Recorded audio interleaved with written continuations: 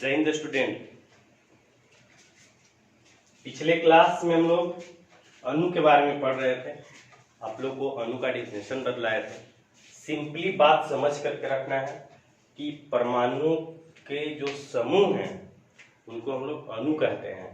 मतलब परमाणु एक ही तरह का परमाणु या एक से अधिक प्रकार का परमाणु आपस में जुड़ता है तो अणु का निर्माण होता है, ये बतलाया था आपको। लेकिन जुड़ने का एक तरीका है, नियम है, जिसको निश्चित अनुपात कहते हैं। उस नियम को पालन करते हुए कोई भी दो परमाणु आपस में जुड़ेगा तो अणु का निर्माण करेगा। अणु के बारे में आपको और हमने बतलाया था कि अणु जो है किसी यौगिक का सूक्ष्मतम कण होता है, सबसे छोटा कण होता है और ये परमाणु से मिलकर के बना होता है। एग्जाम्पल बतलाए थे, फिर वर्गीकृत किए थे। दो प्रकार का अणु था, तात्विक अणु और यौगिक अणु। इसके बाद अणु का निरूपण हम शुरू कर रहे थे, वहीं से हेडिंग आपको देना था, अणु का निरूपण।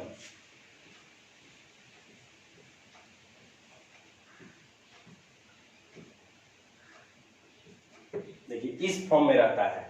इस आप सिंपली H2O पर बात करेंगे। ऐसे H2O एक अणु, तो यदि H2O पर आप बात करेंगे तो इस फॉर्मूला के हिसाब से समझना है। तो आप ये समझिए कि जो N है यहाँ गुना में, यहाँ N का मान 1 है, 1 × है, ठीक है, क्या है, और X के जगह पर H है हाइड्रोजन परमाणु, और A के जगह पर 2 है, Y के जगह पर O है ऑक्सीजन परमाणु, और B की जगह पर कुछ नहीं, तो मतलब गुना में 1 है, और Z यहाँ नहीं है। सब इसी फॉर्म में नहीं होगा, मतलब होगा तो इसी फॉर्म में होगा, ऐसे समझिए। तो इस फॉर्म में अणु होता है।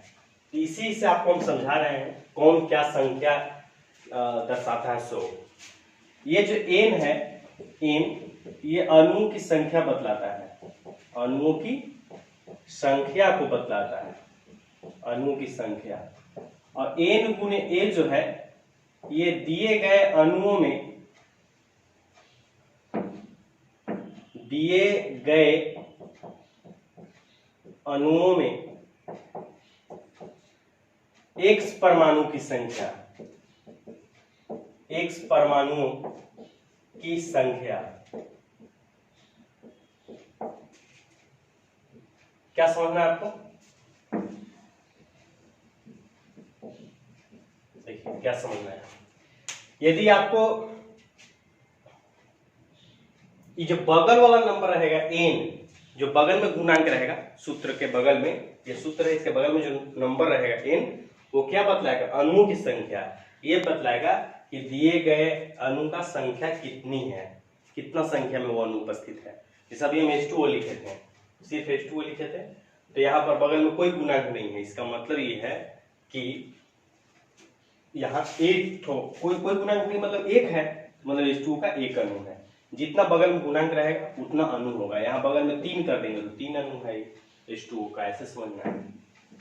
और N गुने 1 करेंगे, यहाँ गुने यहाँ, तो ये जो परमाणु रहेगा, जो भी परमाणु रहेगा, उसका संख्या पता चलेगा कि दिए गए अणु में उस परमाणु की संख्या कितनी है, ठीक है।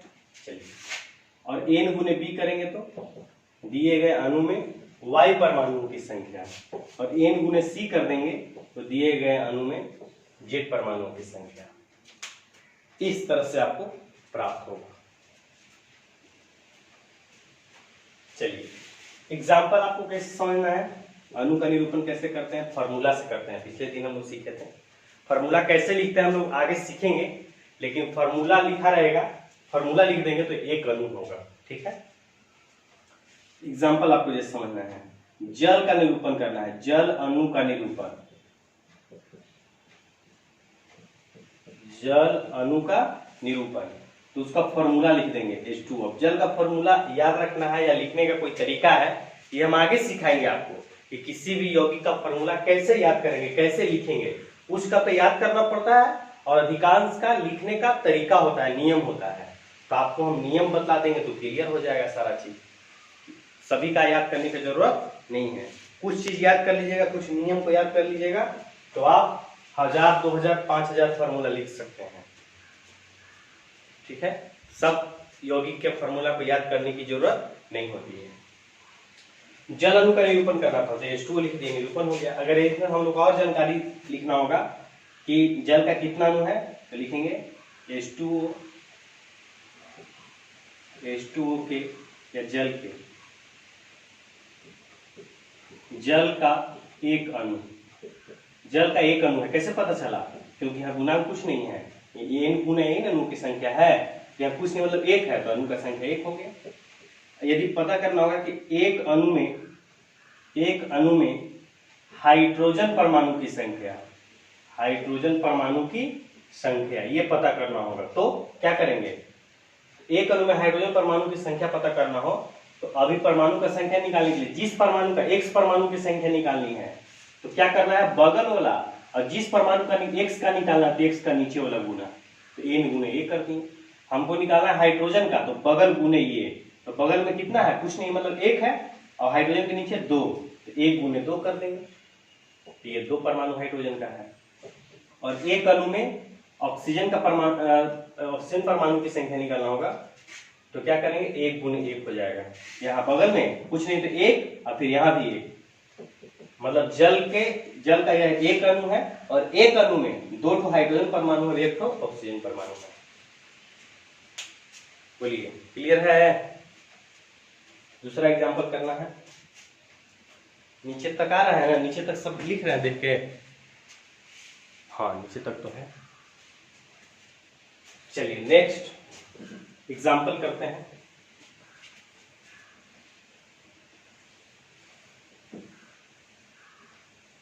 सेकेंड एग्जांपल है, मान लीजिए आपको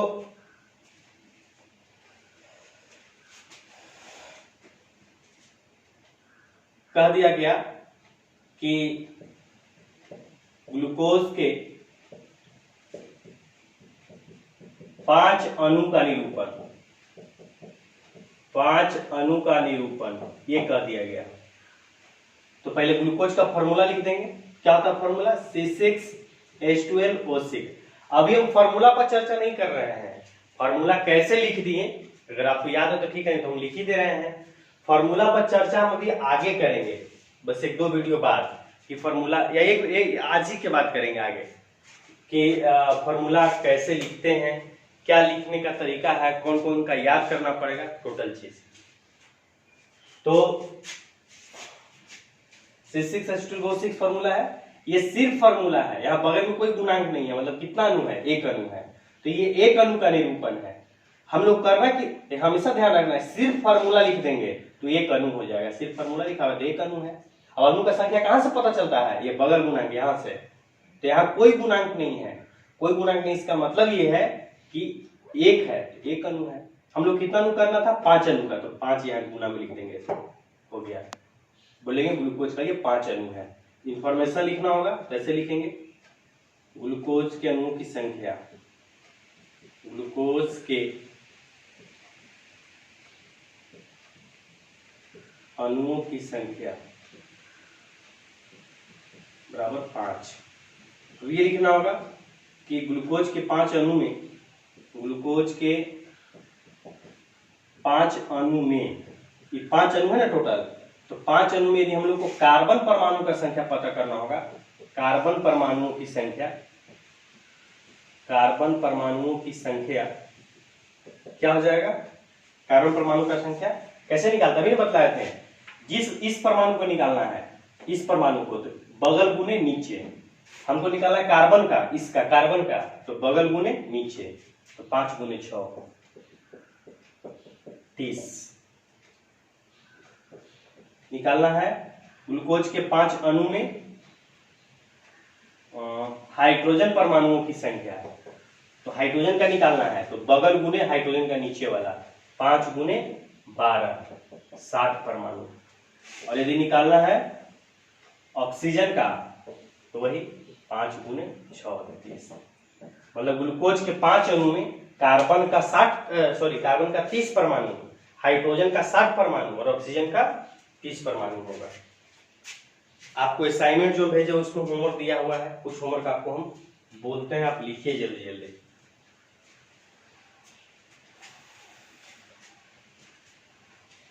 लिखिए।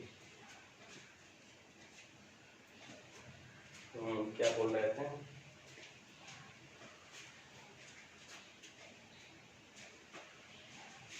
दो एग्जाम्पल हुआ ना, तीसरा लिखना है।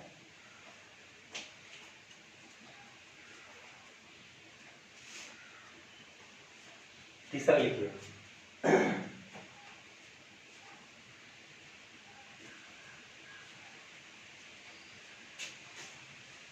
चीनी के 10 अणु का निरूपण।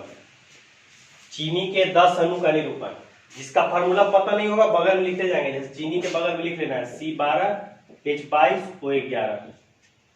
चीनी के 10 अणु का निरूपण। अगला कैल्शियम हाइड्रोक्साइड CaOH2। ये कैल्शियम हाइड्रोक्साइड के 2 अणु का निरूपण। 2 अणु का निरूपण।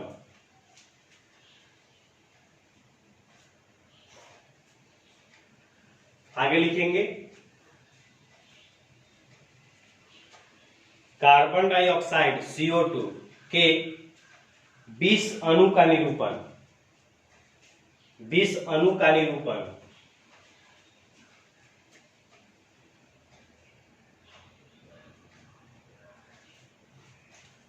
आगे लिखेंगे सल्फ्यूरिक अम्ल के 5 अणु का निरूपण। चलिए इतना आप अपने से लिखिएगा, बाकी असाइनमेंट में भी है उससे भी निकाल सकते हैं। हो गया। चलिए आगे आपको अब निकालना है, ये अणु के बारे में इतना पढ़ लिया हम लोग। यौगिक के बारे में पढ़ना है। यौगिक के बारे में सिंपली बात आप समझिए कि यौगिक का सबसे छोटा कण अणु है। जैसे अणु का निर्माण मतलब यौगिक का निर्माण। तो यहाँ डेफिनेशन पढ़ेंगे हम, फिर इसका वर्गीकरण पढ़ेंगे, कितने प्रकार का यौगिक होता है, फिर यौगिकों का फॉर्मूला कैसे लिखते हैं, ये सब चर्चा करेंगे। चलिए हेडिंग देना है आपको यौगिक कंपाउंड। यौगिक कंपाउंड।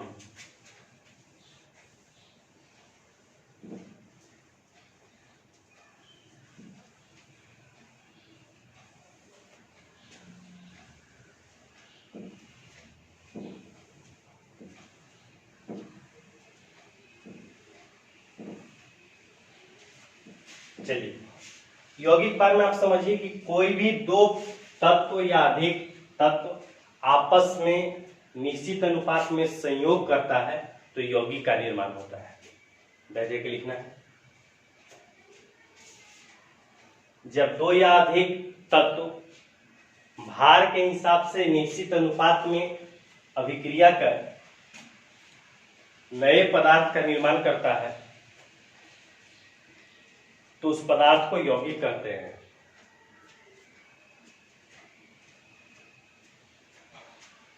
यौगिक का गुण अवयवी तत्वों के गुण से बिल्कुल भिन्न होता है। यौगिक का गुण अवयवी तत्वों के गुण से बिल्कुल भिन्न होता है तथा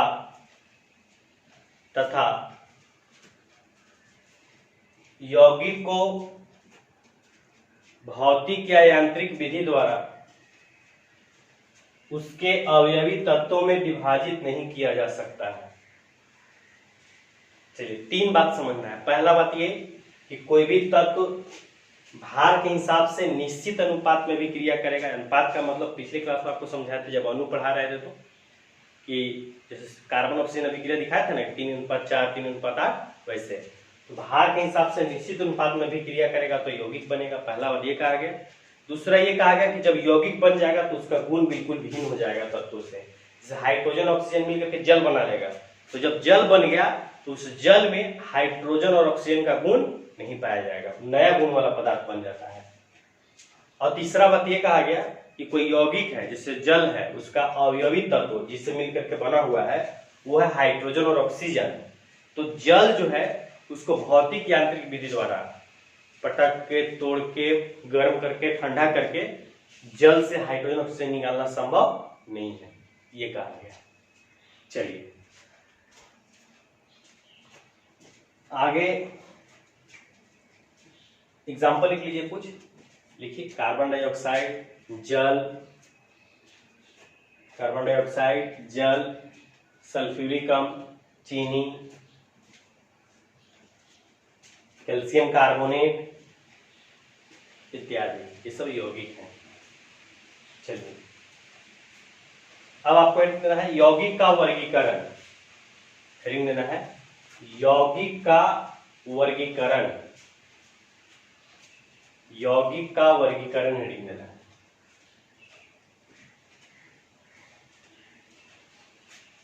यौगिक दो प्रकार के होते हैं, समझना है, कार्बनिक यौगिक और अकार्बनिक यौगिक। सामान्यतः जिसमें कार्बन पाया जाता है उसको कार्बनिक यौगिक कहते हैं। कार्बनिक यौगिक में कार्बन, हाइड्रोजन, ऑक्सीजन जनरली रहते हैं। जनरली क्या रहता है? कार्बन, हाइड्रोजन और ऑक्सीजन। कार्बन हाइड्रोजन जरूर रहेगा, ऑक्सीजन रहे नहीं रहे, हाइड्रोजन जरूर रहेगा, तो उसको क्या बोलेंगे? कार्बनिक यौगिक बोलेंगे, जिसमें कार्बन हो। तो कार्बन नहीं रहेगा तो अकार्बनिक यौगिक। मुख्यतः दो ही यौगिक हैं और आपको 11th-12th में यौगिक के बारे में ही पढ़ना है। जो ऑर्गेनिक केमिस्ट्री होता है उसमें टोटल आप कार्बनिक यौगिकों के बारे में ही पढ़ेंगे। ये सब आप 10th क्लास में पढ़े थे ना, CH4 है, आपको 10वीं क्लास में बतलाया गया होगा कि CH4 में कैसे निर्माण होता है, ये कैसे बॉन्ड बनता है, ये सब यहाँ से लेकर के ये सारी बातें हैं। आपको ऑर्गेनिक केमिस्ट्री यहीं से शुरू होगा, नहीं कैसे बनता है कुछ लोगों को ऐसा आइडिया होगा, इस तरह से नहीं। तो ये कैसे बनता है, फिर इसका नाम कैसे लिखाता है, कैसी नाम, फार्मूला, ये तो फार्मूला है, इससे नाम लिखना या नाम से फार्मूला लिखना। तो कार्बनिक यौगिक के बारे में टोटल डिटेल्स का और कार्बनिक रसायन में, ऑर्गेनिक केमिस्ट्री में पढ़ेंगे। कैसे संरचना कैसे लिखते हैं, उसका नाम कैसे लिखाता है, कैसे बनता है, किससे विक्रिया करके क्या बनाता है, इस तरह का जो चीज है वो टोटल ऑर्गेनिक केमिस्ट्री में पढ़ेंगे। और दूसरा भाग है यौगिक का अकार्बनिक यौगिक, जिसमें अकार्बनिक रसायन में पढ़ेंगे, इनऑर्गेनिक केमिस्ट्री में पढ़ेंगे। तो अकार्बनिक यौगिक है वो, जैसे मान लीजिए कि Na2O सोडियम ऑक्साइड है ये, तो ये इसका नाम कैसे सोडियम ऑक्साइड पड़ा, नहीं, या नाम से फॉर्मूला कैसे लिखते हैं, इस तरह का जो चीजें हम लोग इनऑर्गेनिक में पढ़ेंगे। और एक चीज आपको बतला देते हैं, क्योंकि बेसिक चल रहा है तो इसके बारे में बेसिक आप लोग को आइडिया है ऑर्गेनिक के बारे में। IPSC नाम जो लिखने का तरीका था, मीथ प्लस एन मीथेन, ऐसे इनऑर्गेनिक में आपको ऐसा नहीं था, इसलिए इनऑर्गेनिक यौगिकों के बारे में हम फॉर्मूला लिखने का तरीका यहाँ आपको बतला देंगे हम, ठीक है। चलिए तो यौगिक के वर्गीकरण हेडिंग दिए थे, यौगिक का वर्गीकरण डैश देख लिखेंगे, नीचे लिखना है। यौगिक को मुख्यतः दो वर्गों में विभाजित किया गया है।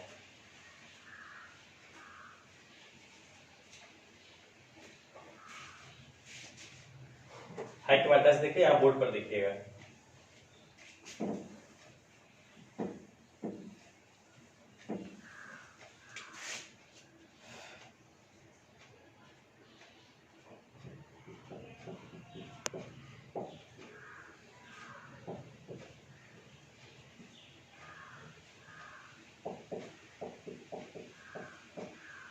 कार्बनिक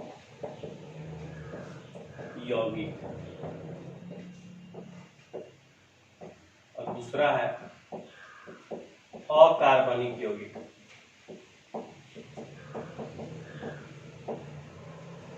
डिप्रेशन तो आपको बोल ही दिए हम, असाइनमेंट में लिखा हुआ है, डायरेक्ट एग्जांपल लिखते हैं।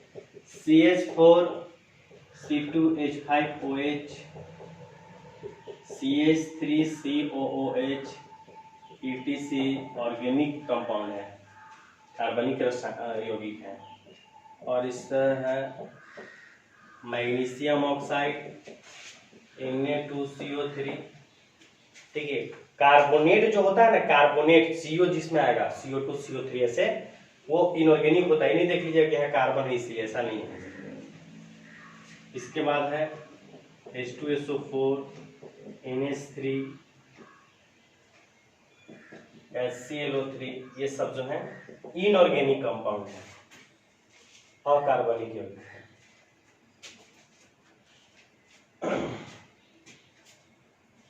चलिए यौगिक के बारे में हो गया। अब हम लोग को यौगिक के बारे में मुख्यतः सूत्र के बारे में पढ़ना है। बेसिक में हेडिंग देना है यौगिकों के सूत्र, हेडिंग देना है यौगिकों के सूत्र, डैश देख लिखिएगा। अब यौगिक के सूत्र में इसमें भी आएगा, इसमें भी आएगा, लेकिन इसका सूत्र बिल्कुल सिंपल होता है, नाम से सूत्र या सूत्र से नाम, जिसको आप IUPAC में पढ़ भी लिए हैं, विस्तृत आपको पढ़ाया गया था 10th क्लास में। आप जहाँ भी पढ़ रहे होंगे पढ़ना था, क्योंकि बहुत जल्दी पढ़े हैं। थोड़ा बहुत ऐसे 9th क्लास में इसका इनऑर्गेनिक यौगिक का नाम के बारे में जानना था, सूत्र के बारे में, ये बहुत थोड़ा जानना था, बहुत कम, तो उसको हम मेनली रिव्यू कराएंगे आपको, क्योंकि 11th क्लास में उसको कहीं पढ़ना नहीं है। आप 11th में इसका नाम तो पढ़ेंगे, सिलेबस है 11th क्लास का ऑर्गेनिक केमिस्ट्री का कि कैसे कैसे इसका नाम लिखाता है, लेकिन इसका कोई सिलेबस नहीं है, इसीलिए बार बार यूज आएगा। तो आपको हम नाम लिखने के लिए केवल किस बताएंगे, अकार्बनिक यौगिक का, कार्बनिक का नहीं, क्योंकि कार्बनिक का तो सिलेबस में है और आप 10th में पढ़े भी हैं तुरंत अभी, तो इसलिए इधर नहीं, केवल इसका नाम पढ़ेंगे। चलिए डैश लेके लिखिएगा। यौगिकों के सूत्र या सूत्र से नाम लिखने के लिए भिन्न भिन्न नियम हैं। कार्बनिक यौगिकों का नाम IUPAC नियम के अनुसार लिखा जाता है,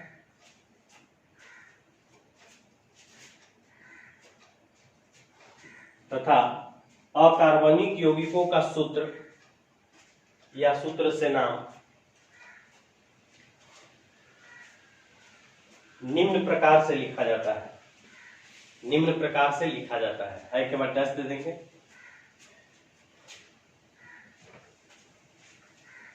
है के बाद टेस्ट देखिए और नियम देखिए लिखिएगा, ऐसे लिखना है। रूल फर्स्ट, नियम पहला रूल ऐसे लिखेंगे। टेस्ट देखिए इसमें लिखना है पहला रूल, लिखिएगा।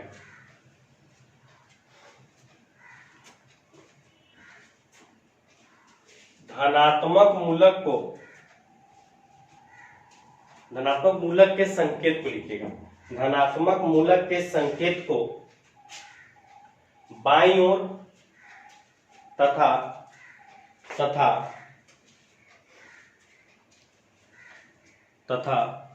ऋणात्मक मूलक के संकेत को दाईं ओर लिखते हैं।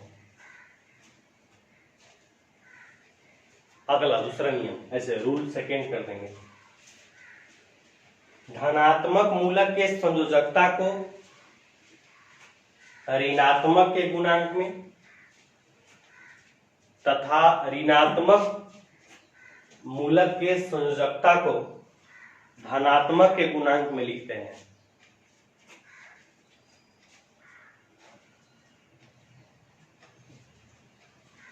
अगला लिखेंगे तीसरा, दोनों मूलक के गुणांक को सरल अनुपात में लिखते हैं।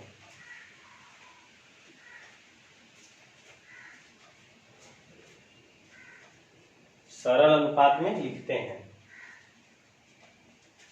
चलिए सुनिए।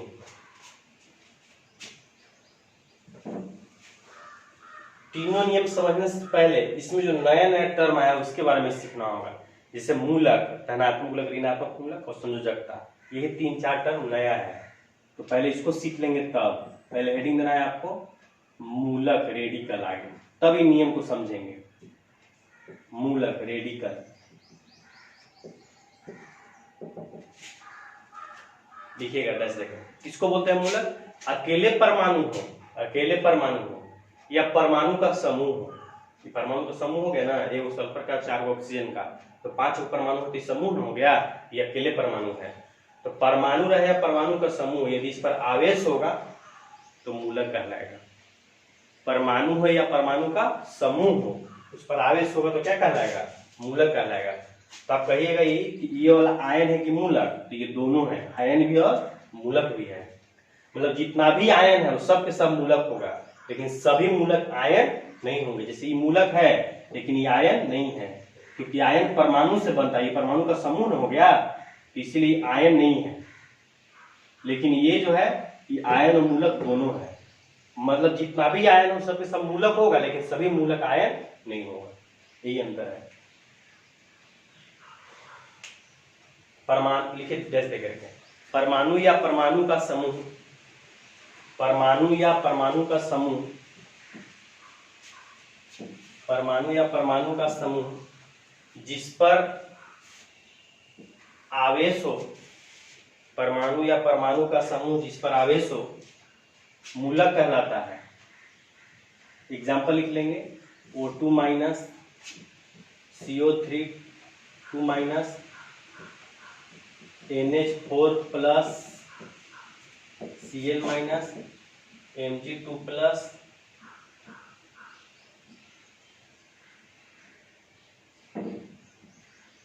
SO3 2 minus. ये सब परमाणु या परमाणु का समूह है जिस पर आवेश होगा, मूलक कहलाएगा। सिंपल बात। चलिए आगे मेरा मूलक के प्रकार, मूलक के प्रकार, मूलक का प्रकार लिखेंगे जल्दी से। पहला है धनात्मक मूलक या क्षारीय मूलक इसको कहते हैं, और दूसरा है ऋणात्मक मूलक। डिफिनेशन क्या होगा? जिस पर धन आवेश है, जिस पर धन आवेश हो और जिस पर ऋण आवेश हो, जिस पर धन आवेश हो, जिस पर ऋण आवेश हो। धन आवेश हो धनात्मक मूलक, ऋण आवेश है ऋणात्मक मूलक। एग्जाम्पल उसमें से छाट के लिख लीजिए। धनात्मक मूलक कौन होगा? NH4 प्लस है, जिस पर प्लस चार्ज है, अपने से छाट के लिखिए। इसमें भी एग्जाम्पल, जिस पर ऋण आवेश है इधर से देख ले, ये दो है, ये है, वो है लास्ट वाला। चलिए सिंपल बात है, समझने में कोई दिक्कत नहीं होनी चाहिए। जिस पर धन आवेश होगा धनात्मक मूलक, जिस पर ऋण आवेश होगा ऋणात्मक मूलक। चलिए हो गया इतना। नेक्स्ट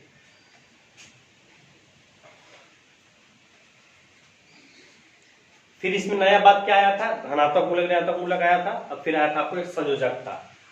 तो संयोजकता लिख करके दर्ज देना है। संयोजकता वैलेंसी लिखिएगा, मूलक का संयोजकता था, लिखिएगा। मूलक पर उपस्थित आवेश को,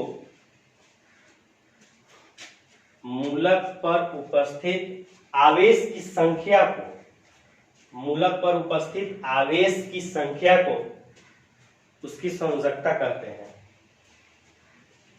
देखिए इसी ये मूलक है वो 2 माइनस, इस पर कितना आवेश है? आवेश की संख्या 2 है, 2 माइनस है ना, तो इसका संयोजकता 2 हो जाएगा। नीचे लिख लीजिए एग्जाम्पल, एग्जाम्पल लिखिए, ये वाला लिखिए NH4 प्लस, अब बगल में लिखिएगा संयोजकता 1। क्यों? क्योंकि प्लस चार्ज है क्या? वो 1 ठो, जितना रहेगा चार्ज उतना ही संयोजकता हो जाएगा। इसका संयोजकता कितना होगा? 2 होगा। इसका संयोजकता 2 होगा। इसका संयोजकता 1 होगा। समझ गए? चलिए अब आपको क्या करना है, अब नियम हम लोग समझ लेंगे, तीनों बात को हम समझाएंगे, फिर फॉर्मूला का एग्जांपल बतलाएंगे कैसे लिखना है।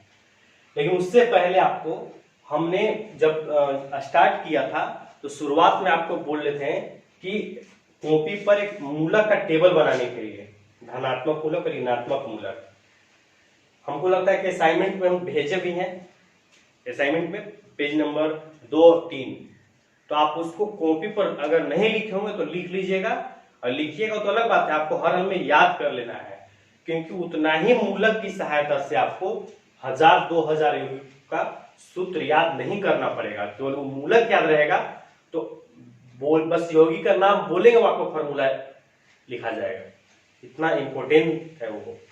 तो आपको हर हाल में जो रेडिकल है धनात्मक और ऋणात्मक, वो दोनों को याद कर लेना है, आपको लिखना भी है। बगल में संयोजकता दिया हुआ है, नाम संकेत संयोजकता, असाइनमेंट में आप देख लीजिएगा, तो वो याद कर लीजिएगा। नेक्स्ट वीडियो में हम बस तीनों नियम जो भी लिखवाए थे उसको समझा करके एग्जाम्पल कराएंगे। आज इतना ही, बाकी हम लोग अगले क्लास में पढ़ते हैं। धन्यवाद।